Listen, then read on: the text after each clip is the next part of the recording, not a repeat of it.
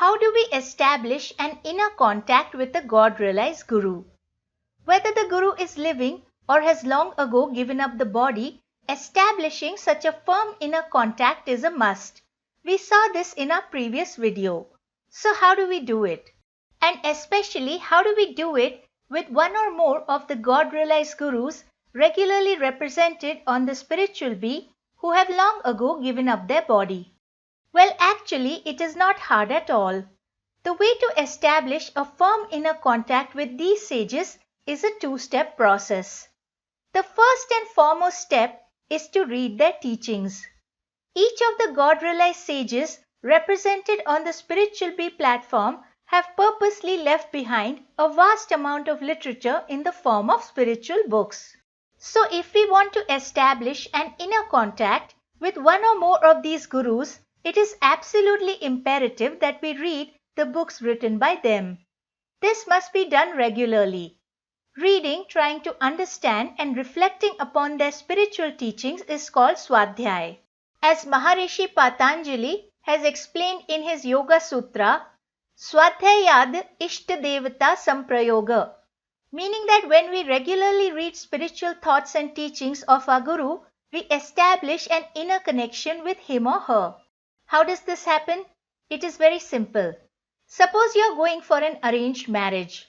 Initially, you know nothing about your wife, but slowly as you spend time with her, as you get to know her likes and dislikes, you become emotionally close to her. You fall in love.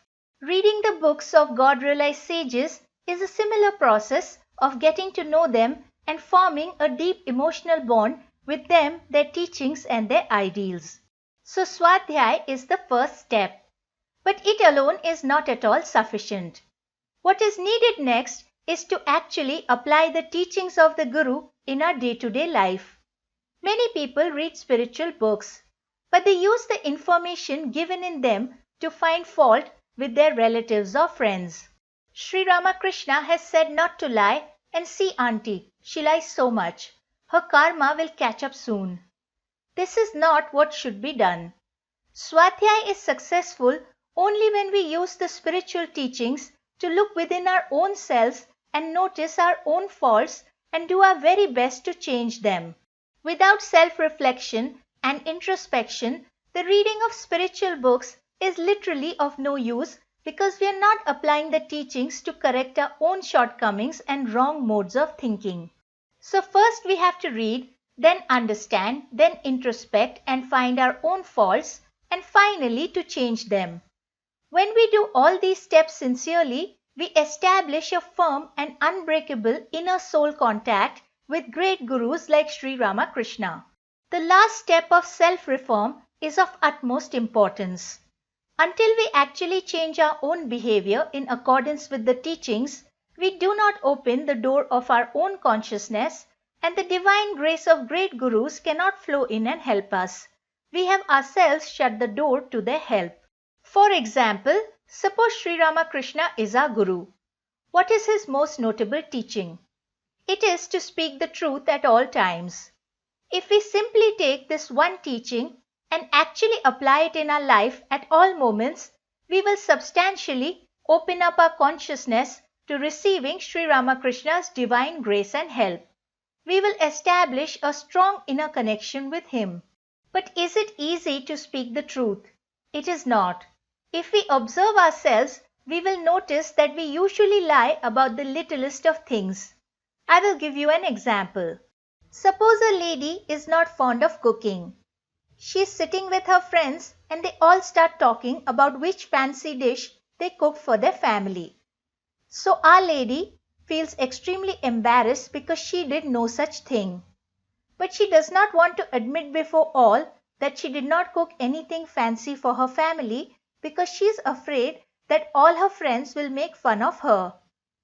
And so she does not have the courage to deal with their bullying and putting her down. So she makes up a story about a wonderful Italian dish which she cooked. So this is just a hypothetical example. But from it we can see that in our own nature there are many such shortcomings that need to be fixed. Not only do we often not speak the truth, but we can see from this example that many a times we also don't have the courage to face the consequences of speaking the truth, because sometimes the consequences can be very bitter. So implementing the Guru's teachings sincerely to reform our own self is a tremendous sadhana. It is a penance and an extremely hard discipline to follow. A constant eye has to be kept on our own behavior. Therefore, only the truly sincere disciples attempt this type of self-reformation, and only they attract the Guru's divine grace, because only they are able to open up their consciousness and connect with the Gurus. Only they are able to cut through the mountain of their ego and make a path for the Guru's spiritual force to descend down to them. Therefore, on the spiritual path, sincerity to Guru and his teachings is key. If the disciple is not sincere, if he listens to the Guru but does not apply the teachings to transform his inner nature, to overcome weaknesses and wrong tendencies, then he does not open up his consciousness to receive the divine's help. There is a very thought-provoking incident which Paramhans Yogananda has narrated in the book Autobiography of a Yogi, which beautifully illustrates this truth of applying the Guru's teachings in one's life to be able to receive his help and grace. The incident relates to Lahiri Mahasaya, the great God-realized sage. He had a disciple named Kali. Kali's boss at work was an extremely materialistic person, and he did not appreciate that his employee was a disciple of Lahiri Mahasaya. Kali's boss would often scold him for associating with Lahiri Mahasaya, saying, "I don't want religious fanatics on my payroll. If I ever meet your charlatan Guru, I shall give him some words to remember." However, Kali was not perturbed by his boss's threats, and he continued to visit Lahiri Mahasaya regularly. When after many warnings, the boss saw that Kali was not obeying him, he became very angry, and one day he decided to follow Kali up to Lahiri Mahasaya's home. Upon reaching the home, the boss rushed straight into the room where the sage was seated with his disciples, with the intention of giving Lahiri Mahasaya a piece of his mind. As soon as Kali's boss entered the room, Lahiri Mahasaya asked his disciples, "Would you like to see a picture?" When all nodded, the sage asked them to darken the room and sit behind one another in a circle, placing their hands over the eyes of the one in front of them. Kali was surprised to see his boss reluctantly join in and follow Lahiri Mahasaya's instructions. After a few minutes, the sage asked them, "What do you see?" The first person said, "I see a beautiful woman who is wearing a red bordered sari. She is standing next to a plant." The other disciples too gave the same description. Then Lahiri Mahasaya turned to Kali's boss and asked, "Do you recognize this woman?" At this point, the boss was in a state of utter shock. With a voice filled with emotion, he replied, "Yes, she is my mistress. I have foolishly been spending my money on her, though I have a good wife. I am utterly ashamed of the motives that brought me here.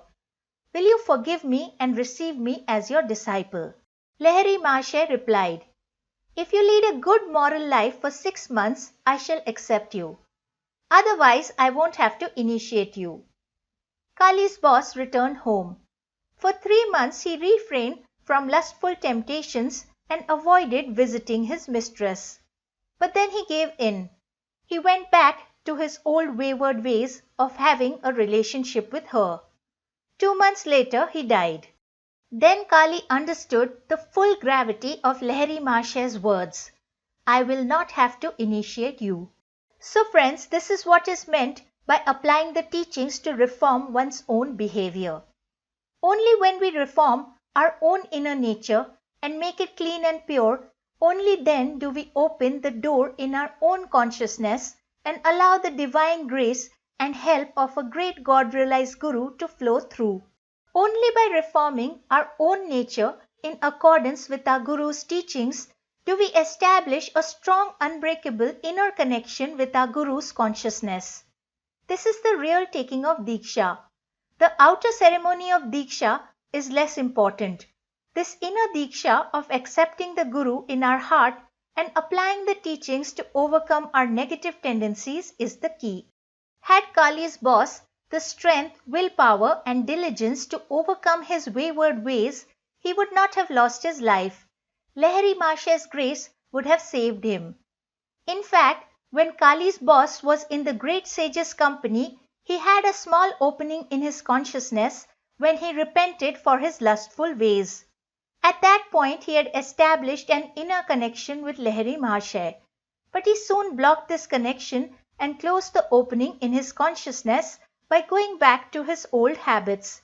And so Kali's boss himself rejected the action and the help of the divine grace. So I hope this video has been helpful to you. Thanks for watching, and we'll meet again in the next video.